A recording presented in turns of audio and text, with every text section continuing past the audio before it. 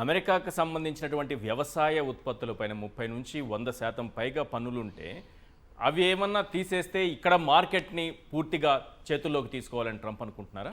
దీనివల్ల మనకు జరిగే నష్టం ఏంటి చెప్పండి సార్. ఖచ్చితంగా ట్రంప్ వాదన ఇది. అప్పుడు మనము ఆల్మండ్స్, వాల్నట్స్ వీటిపైన సుంకాలు తగ్గించేశాం. ప్రమాదం ఏం లేదు. మన దేశంలో బాదము, వాల్నట్లు, పిస్టాలు తయారు చేసే రైతులు తక్కువ గనక మనం ఇచ్చాం. హార్లీ డేవిడ్సన్ లాంటి వెహికల్స్ పైన, టెస్లా లాంటి లగ్జరీ వెహికల్స్ పైన 110%, 120% టారిఫ్ ఉంటే దాన్ని తగ్గించామంటే బడ్జెట్లో 70% తగ్గించాం. సో ఇలా ఇండియన్ ఫార్మర్కు, ఇండియన్ ప్రొడ్యూసర్స్కు నష్టం కాని వాటిపైన తగ్గించడానికి భారత్కు అభ్యంతరం లేదు. చెయ్యాలి కూడా, ఎందుకంటే ఎప్పుడైనా ట్రేడ్ డీల్ అనేది గివ్ అండ్ టేక్ ఉంటుంది. సో ట్రేడ్ డీల్ ఏకపక్షంగా ఎప్పుడూ ఉండదు. సో అమెరికాకు ఇండియాకు మధ్య ఎగ్రీ కావాల్సిన వాటిలో ఎగ్రీ కావచ్చు, తప్పేమీ లేదు. ఆఖరికి అమెరికా నుంచి డిఫెన్స్ ఎక్విప్మెంట్ కూడా కొంటాము అని ఆ అగ్రిమెంట్కి వచ్చాం. ఎందుకంటే రష్యా పైన మనం ఇంకా ఎక్కువగా 36% of India's defence imports are still from Russia. ఈ ఓవర్ డిపెండెన్స్ ఎప్పుడైనా మంచిది కాదు కనుక మనం డైవర్సిఫై చేసుకుంటాం, డిఫెన్స్ ఎక్విప్మెంట్ కొనడానికి ముందుకు వచ్చాం. అమెరికా నుంచి ఆయిల్ అండ్ గ్యాస్ కొనడానికి కూడా ముందుకు వచ్చాం. ఇక అయినా కూడా ట్రంప్ ఏమంటున్నాడు, ట్రంప్ వాదన ఒక ఆయిల్ దగ్గర ఆగడం లేదు, రష్యన్ ఆయిల్. రష్యా నుంచి మీ డిఫెన్స్ ఎక్విప్మెంట్ ఏమీ కొనద్దు అంటున్నాడు. ఎందుకు అంటే అమెరికా డిఫెన్స్ ఎక్విప్మెంట్ కొనాలని. మీకు రష్యా నుంచి కొన్న S-400 మనకు తెలిసి మనల్ని ఎలా కాపాడిందో ఆపరేషన్స్. రష్యా ఇండియా జాయింట్గా మ్యానుఫ్యాక్చర్ చేసిన బ్రహ్మోస్ మిసైల్ మీరు పాకిస్తాన్ వణికిచ్చింది కదా, Nur Khan air base, Sargodha air base ధ్వంసం చేశాయి కదా, మరి అది వదులుకుందామా? అయినా రష్యా ఇచ్చే కాస్ట్ కనుక ఆయిల్ అమెరికా కూడా ఇస్తే అభ్యంతరం వెళ్ళి తీసుకుందాం, దానికే అభ్యంతరం ఉంది. సో మీకు అమెరికన్ ఎక్విప్మెంట్ అమెరికా అవడమో పాకిస్తాన్కి ఇస్తాడు, మనకి ఇస్తాడట. కానీ మనం కూడా కొనుక్కోమంటున్నాం. పాకిస్తాన్కి F-16 ఇస్తాడు, మాకు F-35 ఇస్తాడు. మళ్ళీ పాకిస్తాన్ కూడా కావాలంటే F-35 ఇస్తాడు. అంటే పాకిస్తాన్ F-35 మీద పాకిస్తాన్ వస్తుంది, ఇండియా కూడా అమెరికా నుంచి కొన్ని F-35 అయితే ఇద్దరు కలిసి యుద్ధం చేసుకుంటారు. ఇద్దరితో ఏది కూలినా మళ్ళీ అమెరికా F-35 తయారు చేసే ఇండస్ట్రీకి లాభం. సో ఇది ఎక్కడ గోలా మీకు? సో అందువల్ల డిఫెన్స్ ఎక్విప్మెంటే కాదు, ఇండియన్ అగ్రికల్చరల్ మార్కెట్లోకి కూడా ఎంటర్ కావాలని ఇక్కడ మనము ఎట్టి పరిస్థితుల్లో అంగీకరించకూడదు. ఆల్రెడీ అన్ఫార్చునేట్లీ కొంత మోడీ ప్రభుత్వం కూడా రాజీపడం మొదలుపెట్టింది. ఉదాహరణకు ఆగస్టు 15న ప్రైమ్ మినిస్టర్ ఏమన్నాడు, నేను రైతులు, చిన్న ఉత్పత్తిదారులు, మా మత్స్యకారులు, పాల ఉత్పత్తిదారుల ప్రయోజనాలకు దెబ్బతినే ఏ ఒప్పందము చేసుకోను, ఏ చర్య తీసుకోను అన్నాడు. నేను గోడలాగా నిలబడతా అన్నాడు. ఇది ఆగస్టు 15 అన్నాడు. సరిగ్గా 3 రోజులు దాటాక ఆగస్టు 18న కేంద్ర ప్రభుత్వం ఒక ఫైనాన్స్ మినిస్టర్ ఒక ఆర్డర్ ఇచ్చేసింది. దాని మీదతోనే కాటన్ పైన ఉన్న 11% ఇంపోర్ట్ డ్యూటీని తీసేశారు. అది సెప్టెంబర్ 30th వరకు సస్పెండ్ చేశారు మొదట్లో. మళ్ళీ నిన్న కాక మొన్న దాన్ని డిసెంబర్ 31st వరకు ఎక్స్టెండ్ చేశారు. దానివల్ల ఏమవుతుంది, తెలంగాణ, ఆంధ్రప్రదేశ్లతో సహా భారతదేశంలో పత్తి పండించే రైతులు దివాలా తీస్తారు. మన భారత ప్రభుత్వానికి 170 crores నష్టం టాక్సెస్ రూపంలో. మన కాటన్ కార్పొరేషన్ ఆఫ్ ఇండియా ఇప్పటికే కొనుగోలు చేసిన పత్తి ధర పడిపోవడం వల్ల 700 కోట్ల నష్టం. పత్తి ధరలు మార్కెట్లో పడిపోయి రైతులు అన్యాయం అవుతారు. ఆడికి కూడా మోడీ ప్రభుత్వం అంగీకరించింది, దాన్ని మనం వ్యతిరేకించుతున్నాం. కానీ మోడీ ప్రభుత్వం కొంత రాజీ పడింది అక్కడ. సో కాటన్ ఇంపోర్ట్ పైన డిసెంబర్ 31st వరకు ఎక్స్టెండ్ చేశారు. కానీ ఇక అన్నిట్లో మేము ఎంటర్ అవుతాం అంటే, ఉదాహరణకు అమెరికా పాల ఉత్పత్తి, పాలను, చీజ్ను, మిల్క్, చీజ్, కర్డ్, ఇలా అన్ని మిల్క్ ప్రొడక్ట్స్ను ఎంటర్ చేయాలని. అప్పుడు ఏం జరుగుతుంది, మనకు ఇండియాలో జరగబోయే ప్రమాదం ఏంటంటే, భారతదేశంలో పశుపాలకులు అమెరికా డైరీ ఫార్మర్స్తో పోటీ పడలేరు. ఎందుకు పడలేరంటే అమెరికాలో భారీగా సబ్సిడీలు ఉంటాయి. అమెరికాలో అగ్రికల్చరు ఇది highly subsidise. American farmers America జనాభాలో 2%. అది అందువల్ల అమెరికాలో it is highly subsidise. Cost of ప్రొడక్షన్లో 12% వరకు మీకు సబ్సిడైజ్. మన దగ్గర కాస్ట్ ఆఫ్ ప్రొడక్షన్లో 2% కూడా ప్రభుత్వ సపోర్ట్ లేదు. సో అందువల్ల దీంతో పాటు అక్కడంతా బిగ్ ఫార్మర్స్. ఇప్పుడు ఉదాహరణకు ఇండియాలో ఒక ఎవరేజ్ పశుపాలకునికి 2 or 3 మిల్క్ ఎనిమల్స్ ఉంటే బర్రెలో, ఆవులో, అమెరికాలో ఒక ఎవరేజ్ డైరీ ఫార్మర్కు 337 ఎనిమల్స్ ఉంటాయి, మిల్క్ ఎనిమల్స్. ఎక్కడ పోలుతారు? నేను న్యూజెర్సీలో ఒక ప్రిన్స్టన్ యూనివర్సిటీకి వెళ్ళి సమీపంలో ఉన్న ఒక పొలానికి వెళ్ళాను. వెళ్తే అడిగాను, మీకు ఎన్ని ఎకరాలు ఉన్నాయని అడిగాను రైతును. అంటే I'm the owner of this land అన్నాడు. చిన్న కార్ లాంటి దాంట్లో అటు ఇటు తిరుగుతున్నాడు పొలంలో. అంటే no no no no no no no అంటాడు. మొహమాట పడతాడు, సిగ్గుపడతాను నేను ఎకరాలంటే. No no no what is wrong with tell అంటే no I'm only a small farmer అంటాడు. అంత పెద్ద ఆదాయం లేదు అన్నట్టు. ఎన్ని ఎకరాలు లాస్ట్ చెప్పాడు, 200 acres మాత్రమే అన్నాడు. 200 ఎకరాలు ఉన్నవాడు సిగ్గుపడుతూ చెప్తున్నాడు. మన దగ్గర 200 ఎకరాలు ఉన్నాడు కళ్ళు ఎగరేసి 200 acres. మా దేశంలో 3/2 2 to 5 acres వాళ్ళే, లెస్ దెన్ 5 acres. వాళ్ళ పిల్లలు ప్రిన్స్టన్ యూనివర్సిటీలో చదువుతున్నారు. ప్రిన్స్టన్ యూనివర్సిటీ అంటే మీకు ఆల్బర్ట్ ఐన్స్టైన్ పాఠాలు చెప్పిన యూనివర్సిటీ.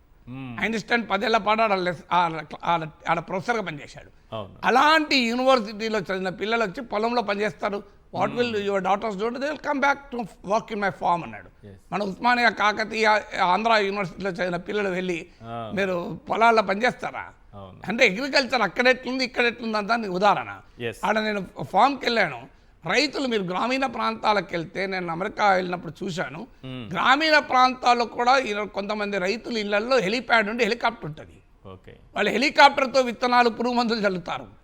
సో మనం సాధ్యమా? మనకి హెలికాప్టర్లలో మన ముఖ్యమంత్రులు, ప్రధానమంత్రులే పోతారు మన దగ్గర. ఏరియల్ వ్యూకి పోతారు. వాడు అక్కడ వాళ్ళు ఎందుకంటే ఒక 10,000 ఎకరాలు ఉంటాయి. 10,000 ఎకరాలు దున్నడం సాధ్యమా, విత్తనాలు వేయడం సాధ్యమా?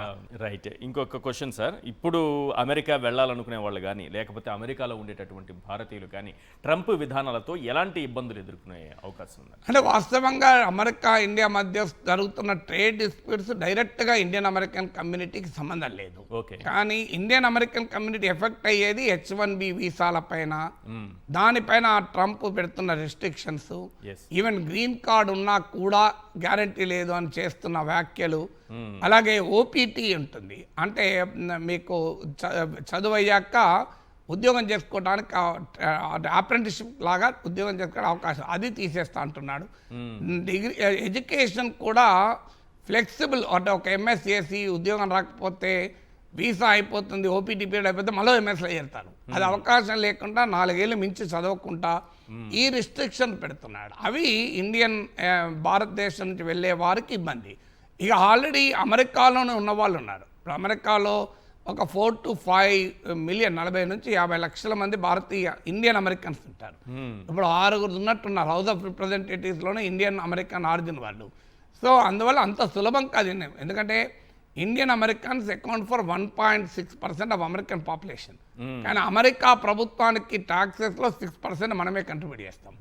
అంటే వాళ్ళ పాపులేషన్లో ఉన్న వాటాతో పోలిస్తే మోర్ దెన్ 3 times మనం ఎక్కువ ట్యాక్సెస్ కడతాం. ఎందుకంటే Indian Americans per capital income is far higher. So అందువల్ల ఇమీడియట్గా ఇండియన్ అమెరికన్స్కు ప్రమాదం ఉంటుంది. ఎందుకంటే పెద్ద పెద్ద కార్పొరేట్ సంస్థలకు మీరు ఇండియన్ అమెరికన్స్ నాయకత్వం వహిస్తున్నారు. గూగుల్, మైక్రోసాఫ్ట్ మించిన కంపెనీలు అయితే లేవు కదా. గూగుల్, మైక్రోసాఫ్ట్లకి ఇండియన్ అమెరికన్ నాయకత్వం వహిస్తున్నారు. సో అందువల్ల it is not so easy. ఇమీడియట్గా భయపడాల్సిన అవసరం లేదు. ఇండియా ట్రంప్ శాశ్వతం కాదు, ఇవన్నీ శాశ్వతం కాదు కదా. బట్ ఇండియా అమెరికా రిలేషన్స్ మాత్రం డెఫినెట్గా చాలా లోయెస్ట్ స్థాయికి వచ్చాయి. ఇది ఒక జియో పాలిటిక్స్ను కూడా మార్చే అవకాశం ఉన్నప్పుడు ఇండియా, చైనా, రష్యా ఏకమైతే వరల్డ్ ఆర్డర్నే ప్రభావితం చేస్తాయి. ఇప్పుడు మోడీ అన్న నిజం, భారత్ చైనా స్నేహం ప్రపంచ సుస్థిరతకు మూలము అని. సో అందువల్ల డెఫినెట్గా ఇప్పుడు బ్రిక్స్ను ద్వేషిస్తున్న ట్రంప్, బ్రిక్స్ను ఇండియా ఉండడం తప్పంటున్నాడు. బ్రిక్స్లో ఇండియా ఒకటే ఉందా? అమెరికా ఫ్రెండ్ అయిన సౌదీ అరేబియా కూడా బ్రిక్స్లో మెంబరు. కానీ ఈ ట్రంప్ చర్యల వల్ల బ్రిక్స్ బలోపేతం అవుతుంది సార్. రష్యా, ఇంకో మార్గం ఏముంటుంది? ఇప్పుడు అమెరికాను నువ్వు ఎదుర్కోవాలి, ట్రంప్ టారిఫ్లను ఎదుర్కోవాలంటే ఏం చేయాలి? ఇప్పుడు ఉదాహరణకు అమెరికా మన టెక్స్టైల్ ప్రొడక్ట్స్ కొనము అన్నాడు. మనం ఆల్టర్నేట్ మార్కెట్స్ చూసుకోవాల్సింది కదా. వెంటనే ఏమన్నాడు రష్యా వాడు, మీ దుస్తులు మేము కొంటామని ముందుకొచ్చాడు. సో మనము వాడు కాకపోతే వాడు రాక తప్పదు కదా. వాడు మన లెదర్ మార్గాలు అయితే ఉన్నాయి, మరి మూసుకుపోయిన అది అవకాశమే ఉండదు. అలా ప్రపంచం ఎప్పుడూ అలా ఉండదు. లెదర్ ప్రొడక్ట్స్ ఉన్నాయి, మనం అమెరికాకి ఎగుమతి చేస్తున్నాం. వెంటనే ఇప్పుడు సౌత్ ఆఫ్రికాకు మన లెదర్ డెలిగేషన్ కూడా వెళ్ళింది, business delegation.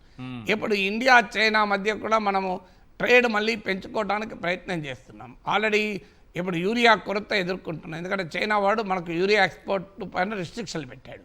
India China relation ఇప్పుడు ఆల్రెడీ ఆ రిస్ట్రిక్షన్స్ పోయి చైనా వాళ్ళు మా ఫెర్టిలైజర్స్ ఎరువులు అమ్మటానికి యూరియా అమ్మటానికి రెడీ అయ్యారు. ఓకే. సో అందువల్ల మనకు రేర్ ఎర్త్ మ్యాగ్నెట్స్ అని ఉంటాయి, మీకు మోస్ట్ మోడర్న్ సఫిస్టికేటెడ్ ఇండస్ట్రీలు అన్నింటిలో వాడతారు. ఆ రేర్ ఎర్త్ మ్యాగ్నెట్స్ ఇండియాకు ఆంక్షలు పెట్టింది చైనా. ఇప్పుడు దాన్ని మళ్ళీ రిలీజ్ చేస్తుంది, ఇండియాకు అమ్మటానికి రెడీ అయ్యారు. సో అందువల్ల మీకు ఆటోమేటిక్గా ఒక దేశము శత్రు మిత్రుడు అంటాడే కదా. సో ఆటోమేటిక్గా ఇప్పుడు అమెరికా ఈ రకంగా వ్యవహరిస్తుంది అంటే ఇంకోటి ముందుకు వస్తాడు. అందువల్ల ఇప్పుడు అమెరికాను ఎదిరించి నిలబడుతున్న దేశాలు బ్రెజిల్ కూడా నిలబడుతోంది, చైనా నిలబడుతోంది. ఆ మాటకొస్తే అమెరికన్ అలైస్ కూడా ప్రశ్నిస్తున్నాయి కదా. అఫ్ కోర్స్ ఇండియా పైన అటాక్ చేయడం వల్ల అమెరికాకు లాభం ఏంటి అనేది ఎవరికి అర్థం కాదు, చైనాకు లాభం. విచిత్రం ఏంటంటే ఇండియా పైన టారిఫ్లు ఎక్కువ పెడితే లాభపడే దేశాల్లో చైనా ముందుంటుంది. China, Vietnam, Pakistan, Bangladesh, Kenya, Indonesia, Guatemala, Mexico ఈ దేశాలు లాభపడతాయి. వియత్నాం, ఇందులో ఇంపార్టెంట్ కంట్రీ చైనా. అమెరికా విచిత్రం చూడండి, అమెరికాకు ఇండియా స్ట్రాటజిక్ అలై, వ్యూహాత్మక మిత్రదేశం.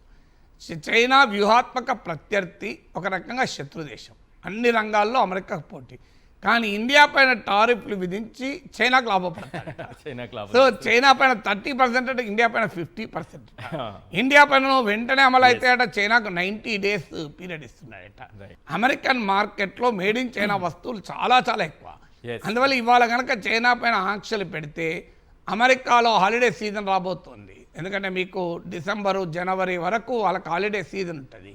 అంటే న్యూ ఇయర్ ఇవన్నీ వస్తాయి, క్రిస్మస్. అందువల్ల ఈ హాలిడే సీజన్ డిసెంబర్ నుంచి ఉంటుంది కనుక ఒక 2-3 నెలల ముందు నుంచే అమెరికన్ ట్రేడర్స్ స్టాక్ పెట్టుకుంటారు. సో అందువల్ల ఇప్పుడు కనుక చైనా పైన టారిఫ్లు విధిస్తే అమెరికాలో కన్జ్యూమర్కు విపరీతంగా ప్రైసెస్ పెరుగుతాయి. ఇప్పుడు ఆల్రెడీ ఇన్ఫ్లేషన్ అమెరికాలో భారీగా ఉంది. ట్రంప్ ప్రామిస్ చేసింది ద్రవ్యోల్బణం తగ్గిస్తాను.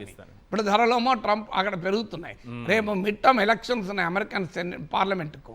ఆ మిడ్ టర్మ్ ఎలక్షన్స్లో ట్రంప్ రిపబ్లికన్ పార్టీని దెబ్బతీసేలా కూడా కనబడుతున్నాయి. సో అందువల్ల ట్రంప్ రేటింగ్స్ గణనీయంగా పడిపోయాయి.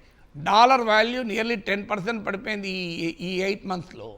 సో అందువల్ల అమెరికన్ స్టాక్ మార్కెట్ దెబ్బతింటున్నాయి. అందువల్ల అమెరికన్ ఇంట్రెస్ట్ల కొరకు చైనా ముట్టుకుంటలేడు. అది ఇండియా వాళ్ళకు కూడా రేపు అదే పరిస్థితి వస్తుంది. మనకు ఈ మొత్తం ఇంటర్నేషనల్ ఆర్డర్ని రీషేప్ చేసేటువంటి అవకాశం ఉంటుంది ట్రంప్ టారిఫ్ ఇలాగే కొనసాగితే.